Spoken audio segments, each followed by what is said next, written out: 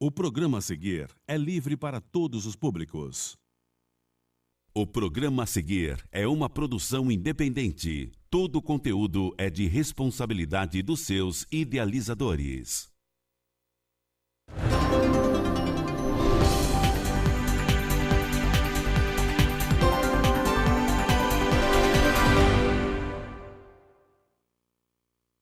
Olá, começa agora mais um programa TV Secor, o canal do comerciário que você assiste todas as manhãs e segundas-feiras em www.secor.org.br, também em tvosasco.com.br, pelos canais 3 da operadora NET, 6 da Cabonet e 8 da Vivo Fibra. Hoje nós vamos falar com o Dr. Erickson Crivelli, ele que é do escritório de advocacia Crivelli Advogados Associados, especializado em direito trabalhista, e vai conversar aqui conosco a respeito dessas mudanças que a reforma trabalhista trouxe para os trabalhadores, estão afetando a vida dos trabalhadores já no início deste ano. Bom dia, Dr. Crivelli, tudo bem? Bom dia, Jefferson. Bom dia aos espectadores que estão nos acompanhando.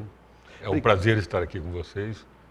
Obrigado por reservar um espacinho aí na sua agenda para vir conversar aqui com os trabalhadores, com todos os nossos telespectadores. Conosco aqui também o Arruda, nosso diretor de comunicação. Tudo bem, Arruda? Tudo bem, companheiro Jefferson, bom dia. Estamos aqui para mais um ano, né? Um ano difícil, mas com a luta que a gente está programando, cada dia que passa a gente tem reunião direto para tirar as diretrizes do que a gente vai fazer agora em 2018. E aproveitando a oportunidade, dizer para o trabalhador que não guarde os problemas da empresa para você. Nos traga, não compartilha com o sindicato, porque agora mais do que nunca você vai prezar do sindicato, porque essa lei, essas mazelas que foi adotada por esses políticos, vem prejudicar muito se todas elas passarem, né? Pois é, então ficar vigilantes e fundamentalmente a gente tem insistido aqui ficar muito esperto na hora do voto. Esse ano é um ano de eleição, precisa votar bem para votar em representantes dos trabalhadores. Mas deixa eu apresentar aqui o Dr. Crivelli. O Dr. Crivelli é doutor em Direito Internacional pela Faculdade de Direito da USP, mestre em Ciência Política pela Unicamp e há 35 anos vem trabalhando aí o escritório Crivelli Advogados, que se destaca um dos maiores escritórios especializados em direito sindical, trabalhista, previdenciário, né, com compromisso na luta dos trabalhadores. Queria que o Dr. Crivelli falasse um pouquinho aí do escritório, Dr. Crivelli. Nós começamos a trabalhar, aliás, eu me sinto até privilegiado por causa disso, no período de reconstrução do movimento sindical, no final dos anos 70, início dos anos 80.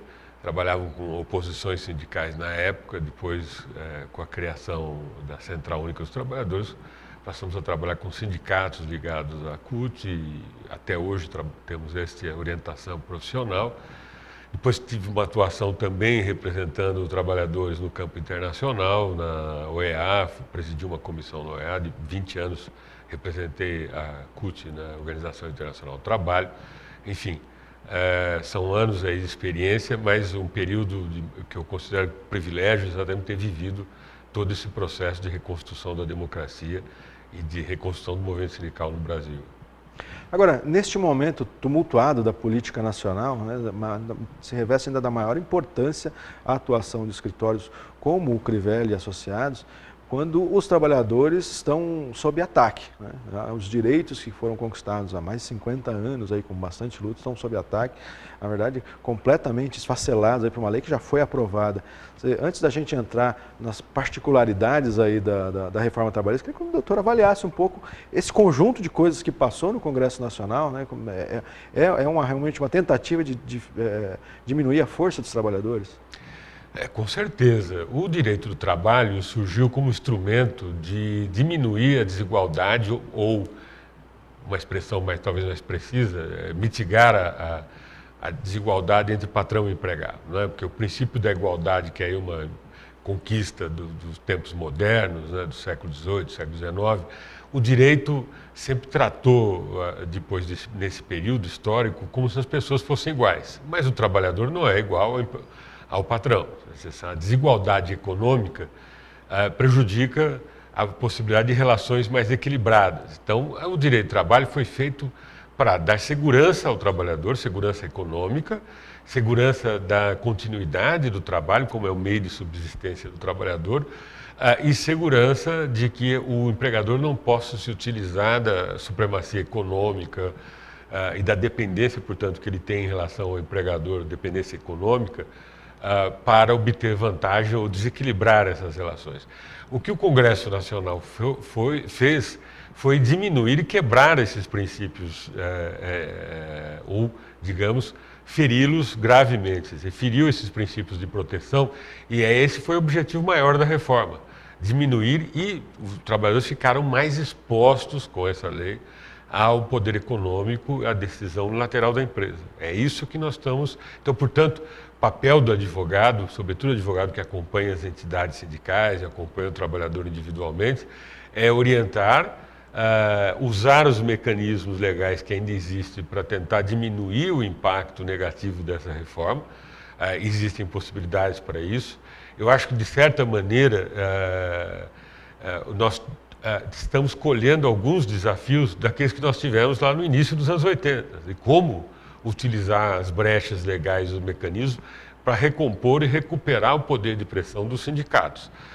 Há também, nesse sentido, a reforma causou muitos danos, muitos estragos, tem muitos perigos embutidos, nós vamos ver isso depois individualmente, embutidos dentro da previsão legal, mas há oportunidades que se abrem também. Oportunidades que se abrem, na medida que a reforma tenta privatizar as relações, tratar o trabalhador como fosse igual, então ele manda aplicar, por exemplo, o Código Civil. Né? Uhum. Mas o Código Civil de hoje não é o mesmo de 1916. O Código Civil hoje manda olhar a função social da empresa, manda olhar os princípios contratuais de igualdade e lealdade entre as partes. Então nós temos que também explorar essas brechas todas para tentarmos diminuir esses impactos negativos. E isso é possível. Não digo que nós possamos fazer milagre, mas esse é um processo que nós temos que começar a fazer é por isso que é importante ter advogados comprometidos com esse projeto, que é um projeto de defesa dos interesses dos trabalhadores frente às ameaças e dos danos que já foram causados pela reforma trabalhista. Ok. Mandar um recado aqui para quem está nos assistindo, se quiser mandar sua pergunta, tirar sua dúvida aqui, aproveitando a presença do Dr. Erickson Crivelli, mande pelo WhatsApp da TV Osasco, é 981420208. Pelo WhatsApp da TV Osasco você pode tirar dúvidas, mandar sugestão, crítica, perguntas aqui que a gente vai ler ao vivo, 981420208. Agora, falando em termos específicos aí, Dr. Crivelli, da reforma trabalhista, o que o senhor considera o maior prejuízo no texto aprovado? Olha, eu acho que há uma exposição individual do trabalhador ao empregador, portanto, o princípio, como eu dizia, o princípio de proteção fica abalado, comprometido aí, né? E ele fica exposto à pressão do empregador em uma série de aspectos. Primeiro, hoje o trabalhador pode ser obrigado a fazer uma jornada extraordinária no acordo individual. Bom, você dizer, olha, o trabalhador pode se entender com o empregador, mas o trabalhador exposto sem a interface do sindicato como mecanismo de ação coletiva, né? De defesa coletiva dos trabalhadores, ele fica exposto à pressão, a ter que fazer horas extraordinárias. É possível acordo individual para um banco de horas até 6 meses, negociado individualmente com o trabalhador. Isso expõe o trabalhador. Segundo, a trabalhadora gestante, quer dizer, hoje, antes era proibido a gestante trabalhar em atividades insalubres, né? Agora é possível ela trabalhar em atividades insalubres,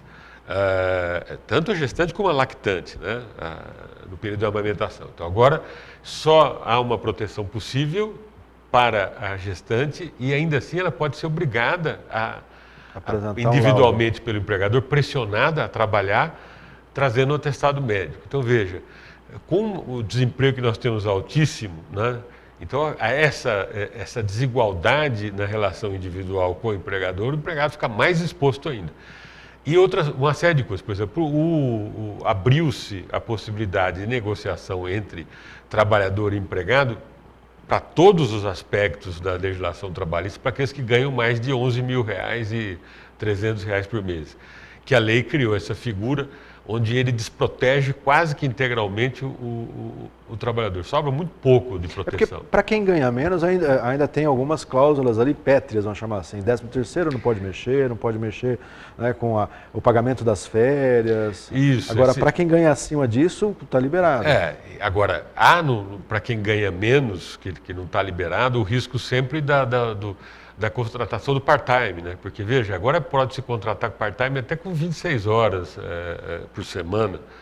Então, é uma exposição muito grande também para o trabalhador individual. Mas esse que ganha mais de 11.300 por mês, ele pode ficar exposto a toda aquela cláusula que é bem extensiva de possibilidades do sindicato negociar. Os mesmos direitos que o sindicato pode flexibilizar ou abrir mão no negociado sobre o legislado, esse trabalhador pode fazê-lo também, por pressão individual do empregador. Eu acho que o Congresso exorbitou muito. R$11.000, se nós olharmos aqui em Osasco, olha em Osasco os centros de distribuição do comércio, a Cidade de Deus, existe um salário médio na casa dos R$6.000 ou R$7.000. Veja, está muito próximo. Então, nós estamos falando de uma faixa de remuneração um pouco superior à média de vários pontos locais de trabalho importantes aqui na cidade de Osasco. Então, só seria admissível se fazer isso para as funções de executivos, altos salários, enfim,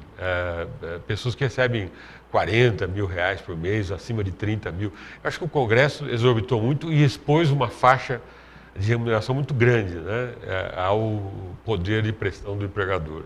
O senhor falou do part-time. Acho que tem um tema que está relacionado à questão da jornada de trabalho. Como é que ficou a questão da jornada de trabalho com essa reforma trabalhista? A jornada de trabalho hoje, primeiro, a possibilidade de se fazer extensão até 12 horas, né? Que é o caso, por exemplo, do que eles previram de 12, está previsto na lei de 12 horas por 36 de jornada. Mas veja, isso já implica numa quebra e inclusive numa inconstitucionalidade material, porque o empregado só poderia, as horas extras previstas eram de 2 horas a mais, que o empregador poderia fazer e pré-contratar. O TST já havia flexibilizado, admitido até a flexibilização através de acordo individual para a nona, para a oitava, para a nona e 10ª hora. Agora, hoje pode ir a 12 horas. Esse excedente só podia existir em caso de força maior.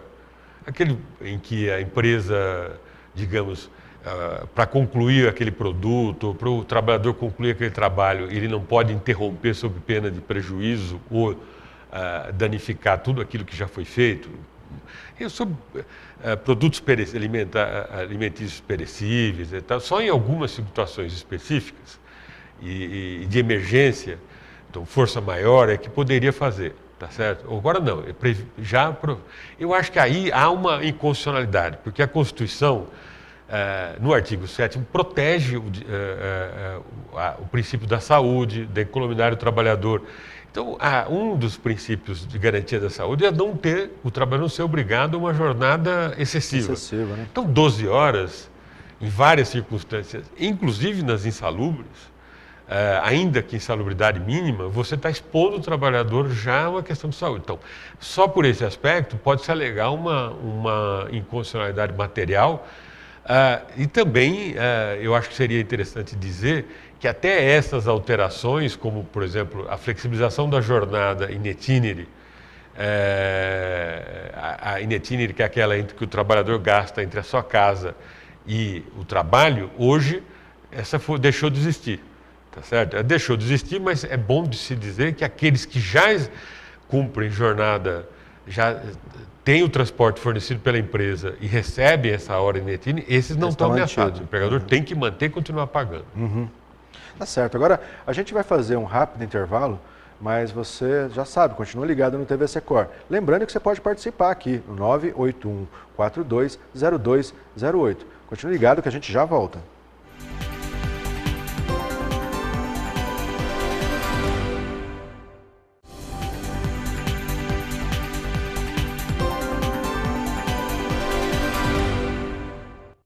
Estamos de volta com o programa Travessecor, hoje conversando com o Dr. Erickson Crivelli, que é do escritório Crivelli Advogados Associados, falando aí sobre a reforma trabalhista, tema que está impactando a vida dos trabalhadores. Dr. Erickson, nós falamos no primeiro bloco a respeito aí da questão da jornada, mas tem uma outra preocupação grande para os trabalhadores agora, isso pode afetar bastante aqui o setor do comércio, que é o trabalho intermitente. Como é que vai funcionar esse trabalho intermitente?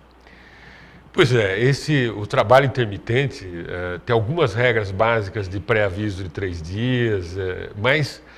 é um absurdo, né? É um absurdo, não tem nem o que dizer. O modelo é o modelo inglês de jornada zero, e a gente já sabe que na Inglaterra isso só conseguiu rebaixar a média de rendimento dos salários, enfim, a precarizar, criar postos de trabalho precarizados. Agora, o sindicato pode negociar pondo limite nisso. Quer dizer, como vale o negociado sobre o legislado, o que é que precisa? Precisa estabelecer um patamar de renda mínimo, né? O que o trabalhador na jornada intermitente, ele assina um contrato e fica completamente, perde completamente a previsibilidade de renda econômica. Então, portanto, o sindicato pode estabelecer um pacote de horas mínimas para condicionar isso, e um teto máximo também de jornada. Então, para não configurar um contrato normal, o intervalo também. Pode negociar qual é a dimensão do intervalo.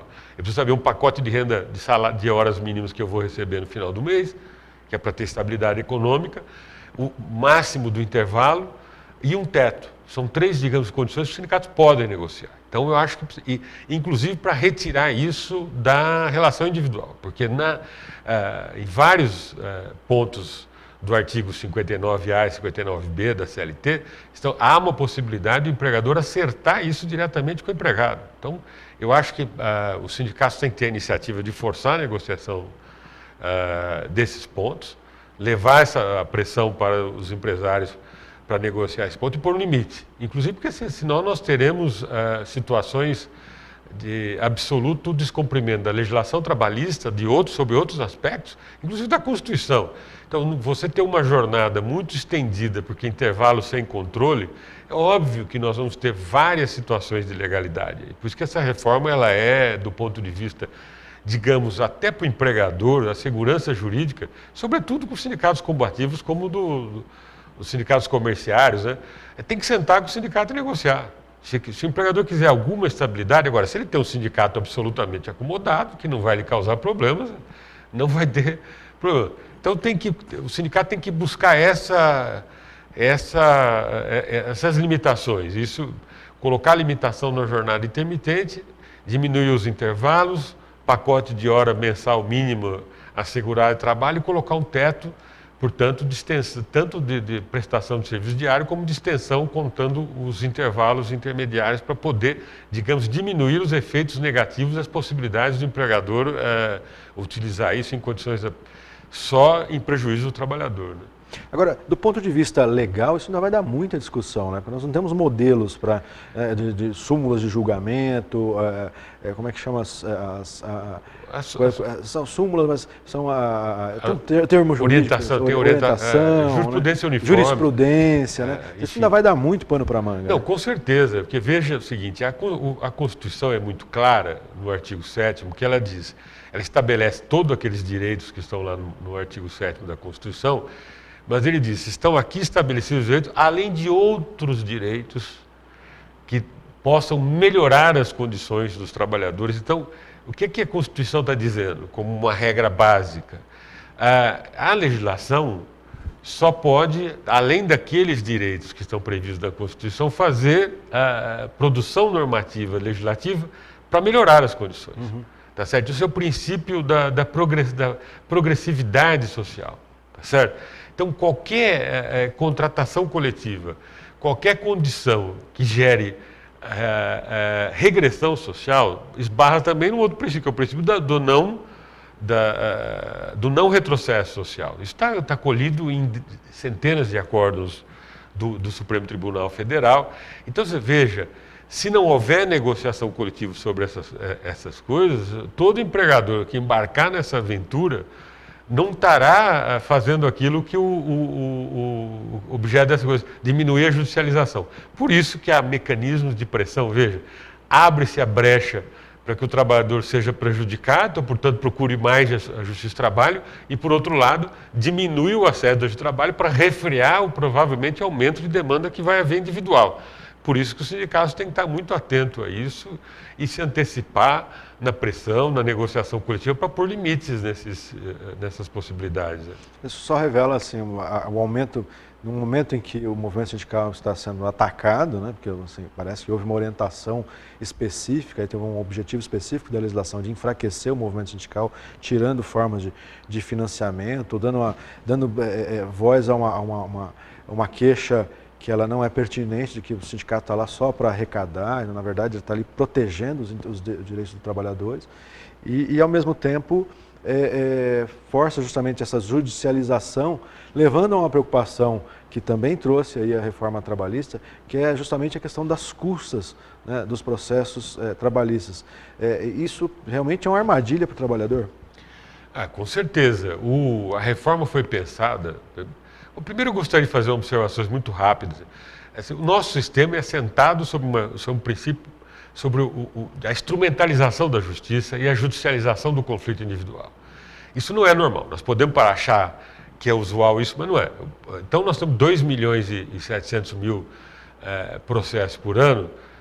Não é comum no mundo isso, porque no mundo, como é que se resolve o conflito individual? Através da negociação do sindicato e da atuação no local de trabalho do sindicato, com a negociação no conflito individual lá no local de trabalho. No Brasil, como o sindicato se criou uma barreira legal para o sindicato, ele foi estabelecido para fora das portas da empresa, para fora dos muros das fábricas, o sindicato não consegue atuar dentro da empresa, né? Tem muitas barreiras e há uma prática antissindical mesmo em desrespeito às convenções da OIT. Então, em compensação para isso, Getúlio fez o quê? Construiu a Justiça do Trabalho. Imediatamente se criou órgãos administrativos que depois virou a Justiça do Trabalho. Então, a judicialização no Brasil é a contrapartida dos empregadores terem aceitos lá no período do Getúlio a legislação trabalhista. Olha, você fique tranquilo que o sindicato vai ficar do lado de fora. E está aí até hoje. Então, o recurso do trabalhador é recorrer à Justiça do Trabalho.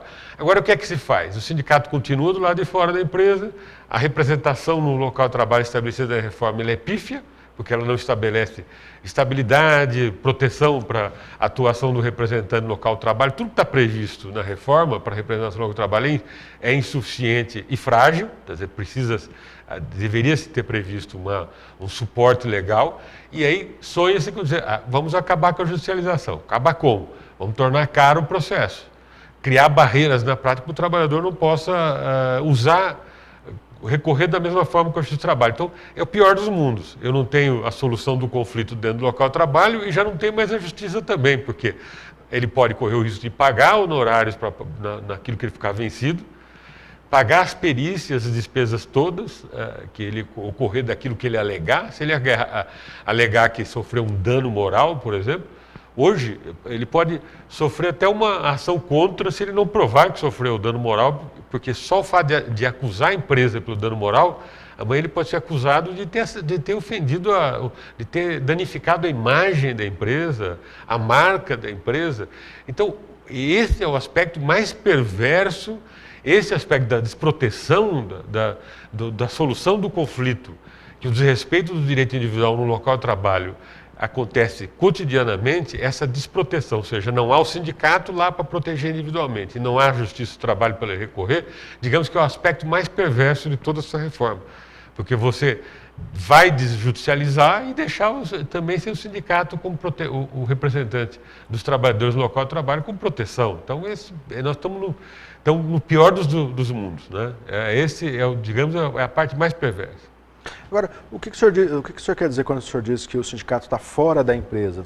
Quais são os limites que ele não consegue atuar justamente por isso? Porque o natural seria que o sindicato pudesse ter delegados sindicais no local de trabalho, que a atuação do representante do sindicato ou do representante dos trabalhadores que fosse protegida do ponto de vista para não ser despedido, protegida do ponto de vista de ter parte ou períodos de licença de hora ainda intra-jornada para poder cuidar do seu mistério de representar os trabalhadores, das suas obrigações como representante dos trabalhadores. No caso do delegado sindical, não adianta ter um delegado dentro da fábrica ou dentro da loja, do supermercado, se ele não tem 1 hora, 2 horas por dia para se dedicar a essas atividades. Né, Ter um local para se reunir com os empregados, ter algum local físico dentro da empresa. Isso são conquistas civilizatórias. Todos os países europeus têm isso. Até os sindicatos americanos que conseguem o contrato coletivo têm essa representação estabelecida. Então eu digo, o sindicato ele existe, na lei ele elege, mas ele funciona das portas para fora. Ele não exerce a representação lá onde existe o conflito direto entre o empregador e os seus trabalhadores, que os trabalhadores estão sendo desrespeitados individual ou coletivamente. Então, lá dentro do estabelecimento, onde estão sendo geradas as lesões de direitos individuais e coletivos, é que é preciso ter o delegado sindical representando os trabalhadores. Agora, aliás, isso tem uma confusão que acontece no Brasil, uma confusão, uma comparação com outro país. Mas o Brasil tem muito mais sindicatos e tal. Tem uma diferença entre o que é considerado sindicato lá fora e o que aqui a gente chama de federação, né? Porque são grupos maiores, organizados por fábricas. Lá o sindicato é por empresa, na maioria dos países o sindicato é por empresa, não é isso? Bom, sim e não, né, Jefferson? Uhum. Depende. Alguns países se estruturam por ramos que nem o nosso e tem uma negociação centralizada por ramo e descentralizada. Uhum. Isso nós temos, digamos, uma diversidade de modelos institucionais. Agora, é comum e é possível dentro de uma estrutura jurídica e legal de liberdade sindical que o trabalhador possa optar por ter o sindicato de empresa ou no regime de total liberdade sindical. No Brasil, se optou pelo sindicato de ramo. Eu acho que um dos sonhos dos nossos reformadores aí, conservadores, né, autoritários, é estabelecer o sindicato por empresa. Houve um recuo, digamos, com a medida provisória de dezembro, né, deixando claro que a representação no local de trabalho não pode assinar convenção coletiva, mas choveu no molhado, porque a Constituição já dizia isso e o STF já dizia isso. Mas acho que um pouco se pensou a representação do trabalho para enfraquecer o sindicato. Quer dizer, eu crio uma representação que não tem poder nenhum, mas pode desviar o foco de atenção do imediato, no curto prazo, de atenção do trabalhador dentro da empresa para o sindicato. Agora, num regime de liberdade total, pode-se fazer sindicato de qualquer forma. E, aliás, pode até não se colocar o nome de sindicato. Aqui no Brasil, a lei exige isso. E a lei exige uma forma pré-estabelecida hierárquica de sindicato, por confederação, federações e sindicatos. Onde tem o regime total, o trabalhador decide de que forma ele quer organizar. E até a central sindical também exerce a função de sindicato, que no Brasil, apesar de reconhecido pela lei, não pode fazê-lo, porque não pode negociar, não pode contratar. Então, no Brasil, reconheceu as centrais sindicais apenas para receber a contribuição sindical e para participar dos órgãos de representação tripartite nos conselhos que existem após a Constituição de 88. Conselho de Fundo de Garantia e tantos outros, Conselho Nacional de Saúde, enfim, uma lista de conselhos a central sindical representa. Mas não exerce o papel de sindicato integralmente. Então, nós estamos ainda uma estrutura muito limitada e restringida na lei. Então, portanto, nós não temos possibilidade de atuação, seja no local de trabalho, enfim. Falta muita proteção à atuação sindical no Brasil. E agora, com um golpe desse na legislação, mais difícil ainda. Difícil ainda.